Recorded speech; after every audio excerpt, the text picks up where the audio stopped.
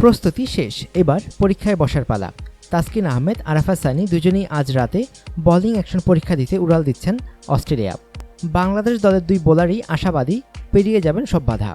সকালে যখন কাটনি ওয়ালসের ক্লাসে বাংলাদেশ দলের পেসাররা, তাসকিন তখন অন্য কাজে ব্যস্ত।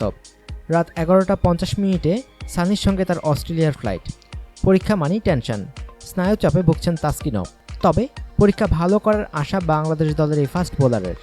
তাসকিন বলেন, 4-5 মাস কঠোর পরিশ্রম করেছি, ইতিবাচক আশা নিয়ে ফিরব। সবাই দোয়া করবেন যাতে আমরা দুজনেই আবার আন্তর্জাতিক ম্যাচে ফিরতে পারি, পরে সিরিজ থেকেই খেলতে পারি। আমরা শতভাগ চেষ্টা করছি, আত্মবিশ্বাস আছে, ভালো কিছুই হবে। গত মার্চে চেন্নাইয়ের পরীক্ষায় অভিযোগ উঠেছিল তাসকিনের বাউন্সার বোলিং নিয়ে। তিনি অবশ্য এখন নির্দিষ্ট কোনো সমস্যা নয় ভাবছেন পুরো পরীক্ষা নিয়েই। তাসকিন বলেন, ছোট বড় বলে নয়, একটা বলেও সমস্যা হতে পারে। পরীক্ষা তো পরীক্ষাই, একটু টেনশন কাজ করেই, তবে শতভাগ দিয়ে সব বাধা কাটিয়ে আসবো ইনশাল্লাহ। পরীক্ষা নিয়ে চাপ অনুভব করছেন সানিও, তবে তিনি পরীক্ষা উতরে যেতে আশাবাদী। সানি বলেন, এতদিন অনেক পরিশ্রম করেছি, bowling review committee, coaching staff সবাই আমাদের অনুপ্রাণিত করেছে।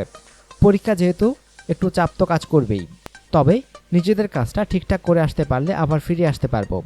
সানি শারীরিকভাবে বেশ অসুস্থ, কদিন ধরেই জ্বরে ভুগছেন। এটি খানিকটা চিন্তার কারণ হয়ে দাঁড়ালেও মানসিকভাবে শক্ত থাকার চেষ্টা করছেন সানি। সানি বলেন, হাতে 2 দিন সময় আছে, আশা করি সেরে উঠতে পারবো। কালও খুব বাজে অবস্থায় ছিলাম, আজ কিছুটা ভালো। যত তাড়াতাড়ি সুস্থ হতে পারবো, পরীক্ষাটা তত সহজ হয়ে যাবে। অনুগ্রহপূর্বক সংবাদটি শেয়ার করুন এবং খেলাধুলার সর্বশেষ খবর জানতে স্পোর্টস লাইট সাবস্ক্রাইব করে রাখুন। ধন্যবাদ।